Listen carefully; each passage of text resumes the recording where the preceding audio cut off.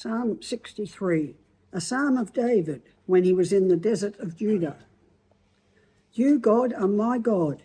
Earnestly I seek you. I thirst for you. My whole being longs for you in a dry and parched land where there is no water. I have seen you in the sanctuary and beheld your power and your glory. Because your love is better than life, my lips will glorify you. I will praise you as long as I live, and in your name I will lift up my hands. I will be fully satisfied as with the richest of foods. With singing lips, my mouth will praise you. On my bed, I remember you. I think of you through the watches of the night. Because you are my help, I sing in the shadows of your wings. I cling to you. Your right hand upholds me. Those who want to kill me will be destroyed. They will go down to the depths of the earth. They will be given over to the sword and become food for jackals. But the king will rejoice in God. All who swear by God will glory in him, while the mouths of the liars will be silenced. This is the word of the Lord. Adult children of alcoholics. We have a similar group here. I forget the name of it. Al-Anon, I think it's called. And they're an organisation that work with families affected by alcoholism.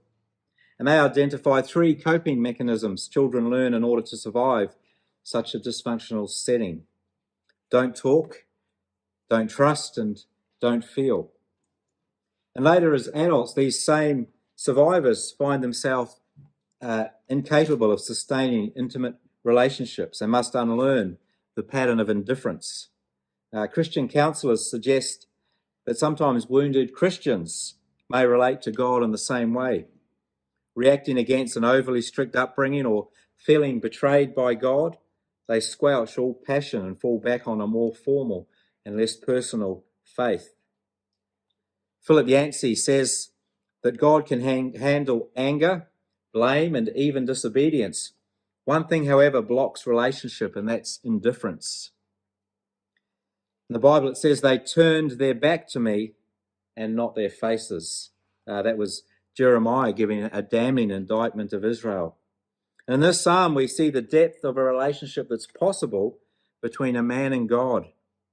And I want to hopefully move you to greater spiritual intimacy with God, your Creator and Saviour and spiritual Father. This is a psalm of David, as many of them are. And the Bible has a lot of room for David, and it seems so does God. The Bible devoted to David in the Bible, the pages devoted to David, give the fullest treatment of any person in the Bible, including Jesus. God promised that David's house and his kingdom would endure before him forever.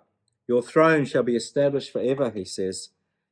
And years later, when the Assyrian army was about to overwhelm Jerusalem, God worked a miracle of rescue and said, for my sake and for the sake of David, my servant. When Jesus came riding into Jerusalem on a donkey 1,000 years later, it was as the Son of David that they hailed him. And David is described in the Bible as a man after God's own heart. Yet this same David committed adultery and murder. How could anyone so obviously flawed get the reputation of a man after God's own heart? In all the life of David, there are 2 secrets that stand out, 2 events that get to the heart of who David was as a person. The first comes from the earliest official acts as king. David sent for the sacred ark, not Noah's ark, but a treasure trunk box that contained the 10 commandments, a pot of manna, bread from heaven, and Aaron's rod. And King David sent for the sacred ark to install as a symbol of God's presence in Jerusalem, the new capital that he was building. And when the ark finally arrived to the accompaniment of a brass band and the shouts of a huge crowd, King David totally lost control, at least it seemed. Bursting with joy, he cartwheeled in the streets like an Olympian gymnast who had just won the gold medal and is out there and not fully clothed or walking down the street. And the sight of a king doing somersaults in a scanty robe scandalized his wife until David had to set her straight. He said, I will become even more undignified than this he said to her, I will celebrate before the Lord. David could care less about his royal reputation as long as that one-person audience could sense his jubilation. His dance and his life was before God alone. The second scene occurred years later, at the peak of David's powers, and more than any other, it shows the king's greatness. David had just acted out one of the world's oldest plot lines. Man sees woman, man sleeps with woman, woman gets pregnant. You could substitute a politician, an actor, a millionaire, or an evangelist for the king, and a beauty queen for Bathsheba, and you can read the same story in the modern gossip magazines. When his plan to cover up his adultery failed, he turned to a ruthless scheme involving the husband's murder and needless slaughter on a battlefield. A classic case of one crime leads to another. And David, as the nation's spiritual leader, broke the 6th, 7th, 9th, and 10th commandments in quick succession. And when Bathsheba moved into the palace and married David, it appeared that he'd gotten away with his crime. No one raised a word of protest except one man, the prophet Nathan. And Nathan risked his life by exposing the sin of David, the sin-drenched king. And what happened next brought to life David's true greatness. David could have had Nathan killed, or he could have laughed and thrown him out of the palace. He could have issued a string of denials. What evidence could Nathan produce? Would servants testify against their king? Modern scandals have shown what could have been done. The Republican Richard Nixon lied and authorised hush money to cover up his crimes. A tape recording, not a confession, brought him down. The contrast of David's first words could not be greater. He said, I have sinned against the Lord. Not the murdered husband Uriah, not the mistress Bathsheba was first on his mind, but God was. And as he danced before a one-person audience, so David had sinned before the same audience. And David went on to write a psalm, Psalm 51, where he showed the true nature of sin as a broken relationship with God. And he says, against you and you only have I sinned. And David cried out. He saw that God wanted a broken spirit, a broken and contrite heart, qualities which David had in abundance. And looking back on their greatest king, Israel remembered David for his devotion to God, more than for his illustrious achievements. Lusty, vengeful King David had fully earned the reputation of a man after God's own heart. He loved God with all his heart. And what more could be said? And what was David's secret? The two scenes, one a buoyant high and the other a devastating low, hinted an answer. Whether cartwheeling behind the ark or lying prostrate on the ground for 6 straight nights in contrition, David's strongest instinct was to relate his life to God. In comparison, nothing else mattered at all. And as his poetry makes clear, he led a God-saturated life. And so with that in mind, we can understand this psalm. So open your Bibles to verse 1 and look at the setting where he writes, when he was in the desert of Judah, it says. What was the situation that brought about the writing of the psalm? In the title, we're told that David wrote in the desert of Judea, and it suggests he wrote it when he was a fugitive. There are 2 possible occasions given for it. One was his escape from Saul, the jealous man who was king before him, and the other was his escape from his own son, Absalom, who wanted to steal the throne. And so here you have the king of Israel fleeing to the desert, overcome with sadness. And the reference here to him being king in verse 11 suggests that the latter is the setting, because David was not king when he escaped from Saul. Here he is having to leave his own kingdom, go to the desert, because his own family want to bring him down, want to succeed him as king. The Bible's own version of succession. David was overcome with sadness because of 3 reasons. First was this challenge on his leadership, on his kingship, after all that he'd done. Secondly, he just learned that there was a vote that was going to go against him. In 2 Samuel 15, verse 13, it says, a messenger came to David and said, the hearts of the men of Israel are with Absalom. And then David said to all his officials who were with him in Jerusalem, come, we must flee, or none of us will escape from Absalom. we must leave immediately, or we will be quickly overtaken and be put to the sword. And thirdly, he was being forced out of his own kingdom, that under God he had seen come together. He ran into the desert, and he was run not just by a tyrannical, merciless foe, but his own child, his own son, Absalom. We're told that in 2 Samuel 15:30 that David continued up the Mount of Olives, weeping as he went. His head was covered and he was barefoot. All the people with him covered their heads too and were weeping as they went up. It was a dusty desert, like the deserts of Australia, almost uninhabitable. And so here we have King David in the desert, forced into exile by his only son. Some of you have been forced into places, difficult places, because of not just outsiders, but also insiders, your own family. And he describes the place where he is as a dry and parched land where there is no water. And David writes this psalm describing that situation in verse 1. He's in this place with no relief, no water. The dryness reminds us of the hot and barren land where he is. And the weariness has come about because of the length of time that they've been in this predicament, David and the people with him. They've travelled long and hard through the desert. And worse than that, there's no water. When I go on a hike, I don't usually mind how long it is. Well, not that much. But what I really don't like is when I don't have water. There's nothing worse than knowing you've got 3 hours to go and your water bottle is almost empty. You begin to feel thirsty before the water has run out. I prefer to take, when I go hiking, I prefer to take a 2 litre or 4 litre, the bigger bottle as I can possibly manage. And it doesn't matter if I struggle with this big heavy thing and I come home with it still half full. Just the knowledge that I've got the water keeps me going. And it's the same with preaching. If I know there's a glass of water there, I'm usually okay.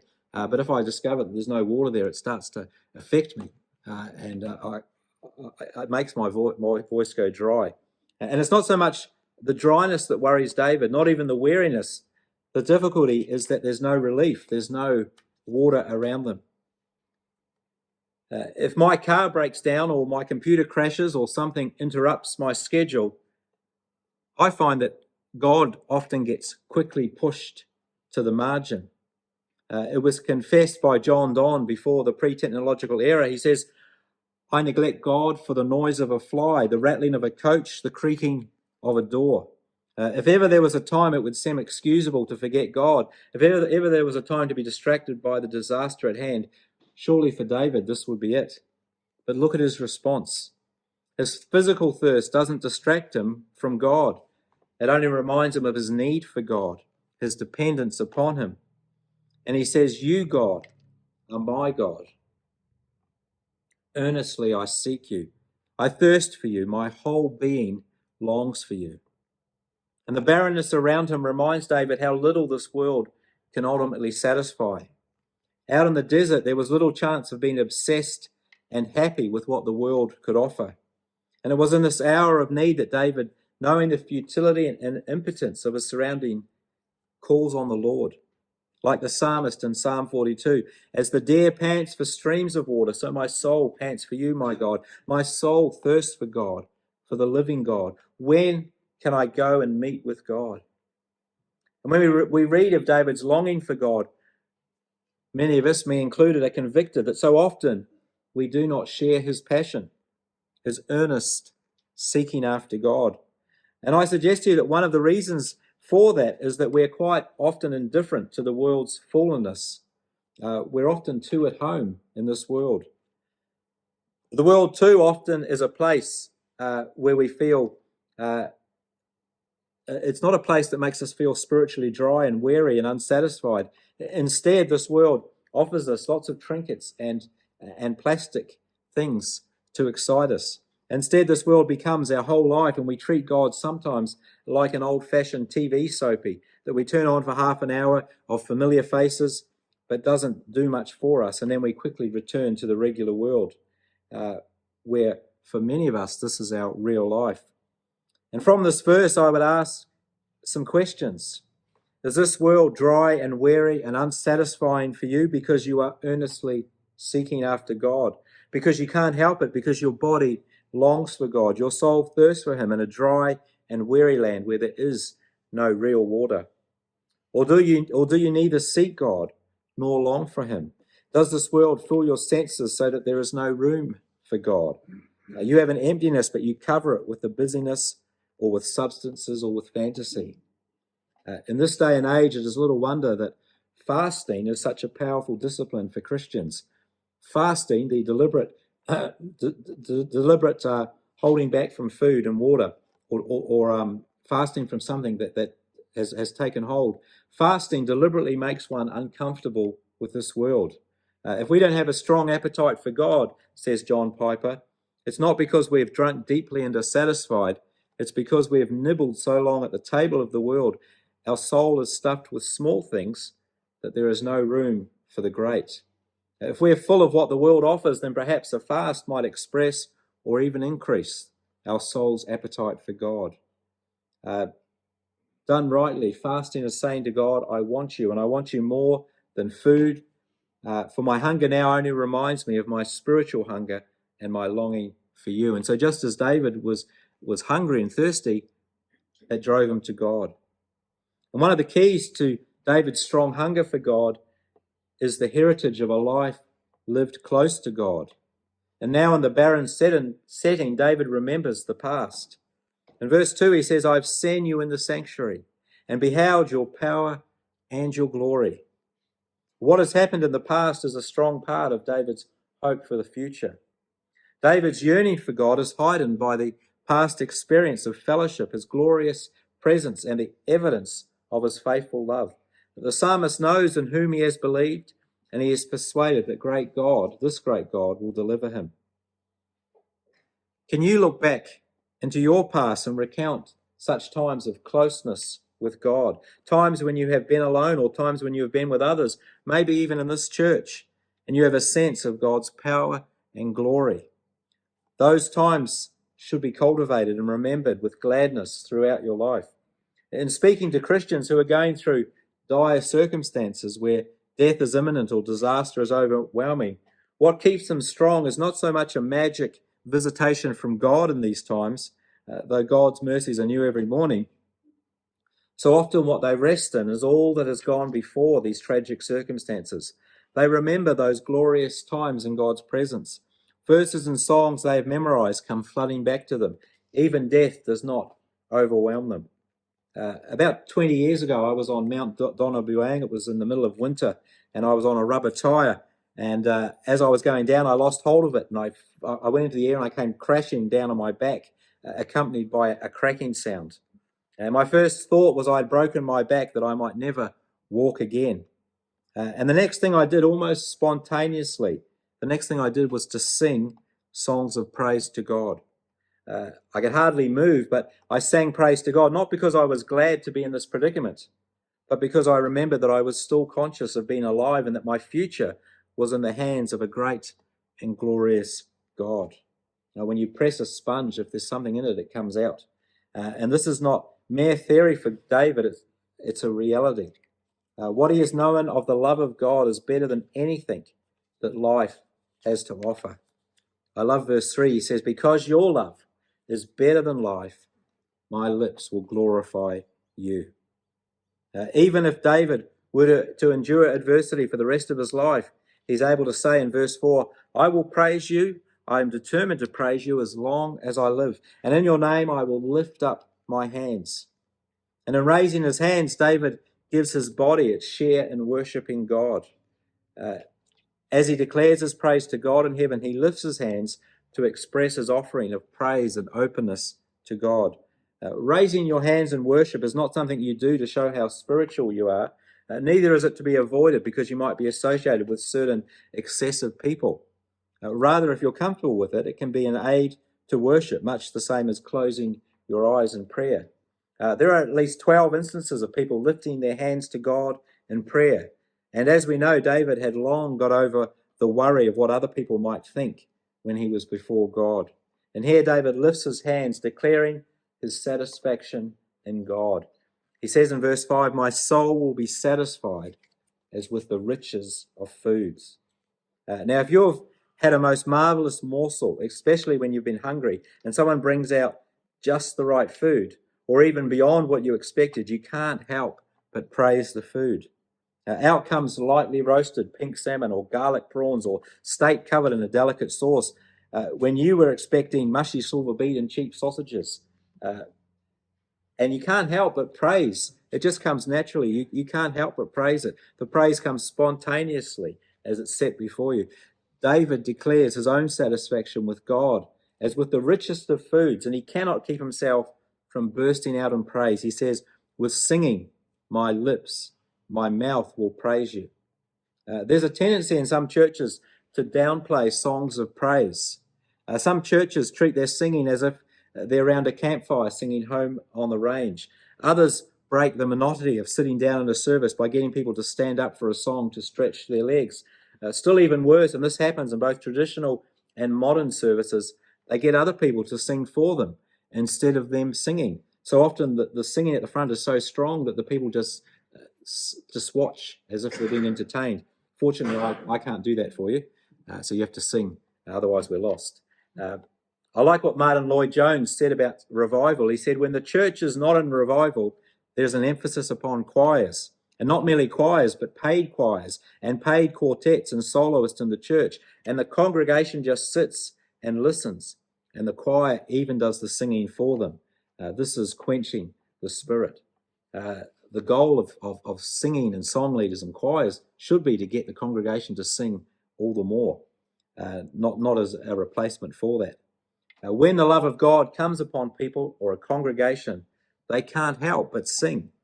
And like David, they sing from their hearts.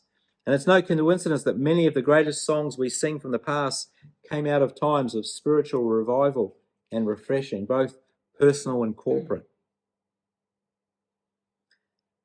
And so look at verse 6. David goes on to declare that even in the night, when the shadows of adversity haunt him, he will remember God.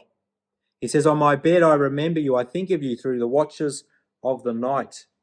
When I read that, I think of David all the time praising God, even through all the night. And it sounds like such a sweet thing. It's a thing to always remember God. But those of you who struggle with sleeping know that it's more than that, isn't it?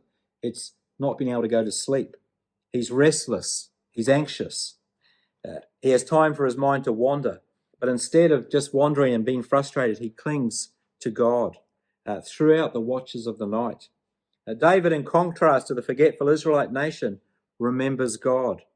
How about you? How about me? Is our life characterized by forgetting or remembering God?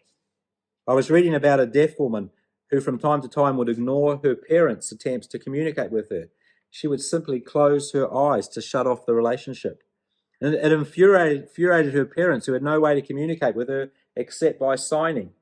And when we think of that young girl, her eyelids sealed right against the frantic hand motions of her parents, we might get a picture sometimes of ourselves as we try to shut God out.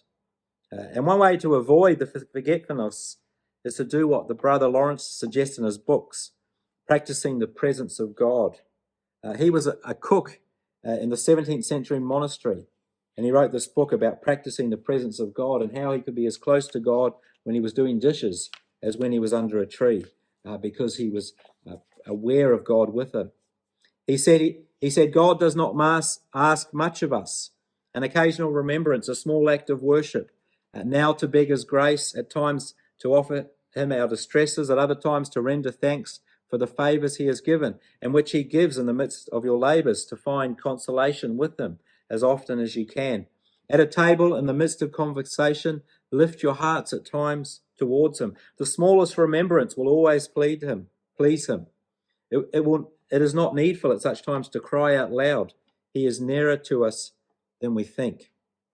And I like what Philip Yancey said on this. He says, I now hear the phrase practicing the presence of God in a different way. Previously, I sought an emotional confirmation that God is actually there. Sometimes I have that sense, sometimes I do not. He said, I've now changed the emphasis. That is now to one of putting myself in God's presence. I assume God is present all around me, though undetectable by my senses, and strive to conduct my daily life in a way appropriate to God's presence. I refer back to God, whatever happens today, as a kind of offering. And David is fully conscious of God day and night. Even in times of trouble, he can declare to God, verse 7, because you are my help, I sing in the shadow of your wings. He's conscious of God, present like a mother bird protecting her chicks under her wing. And remembering God, David reminds us that this is simply the rediscovery, the deep conviction in the heart that God remembers us. David says, I will cling to you. Your right hand upholds me.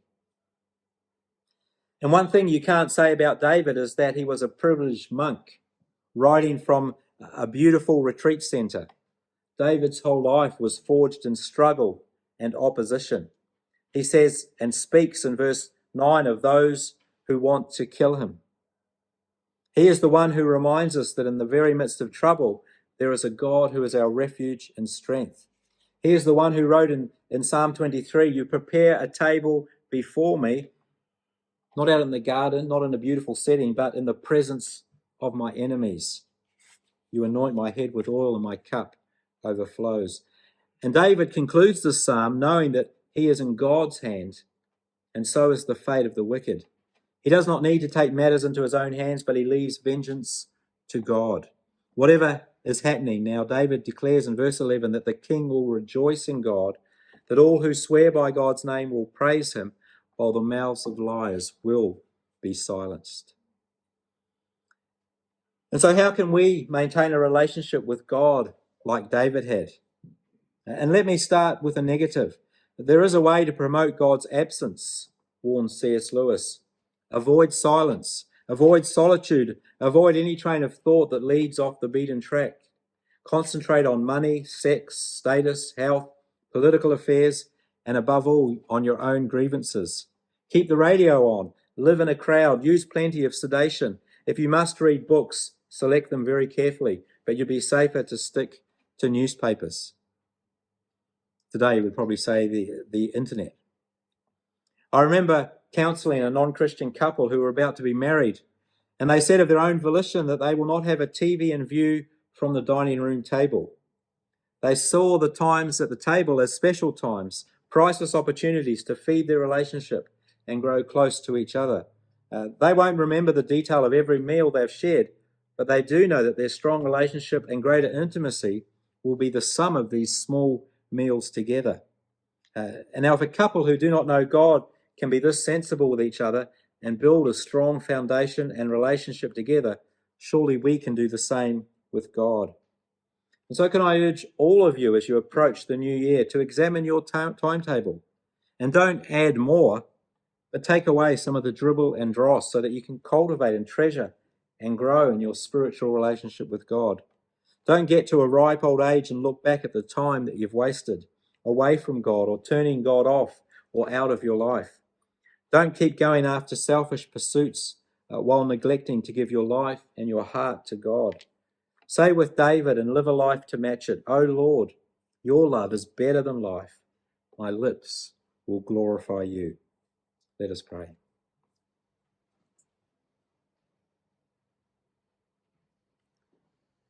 Our Father, we thank you for the example of David. Thank you that he reminds us that despite our sin, despite our troubles, despite what is coming against us, despite our anxiety, despite our despair even, that you are the one that satisfies. You are the one that we can live for. You are the one in whom we hope, and you are the one who has secured our eternity.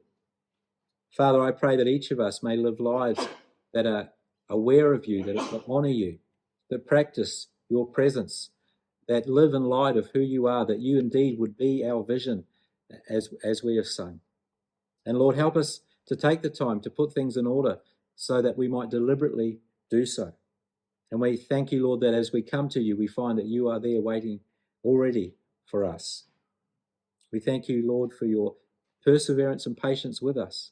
In Jesus' name, amen.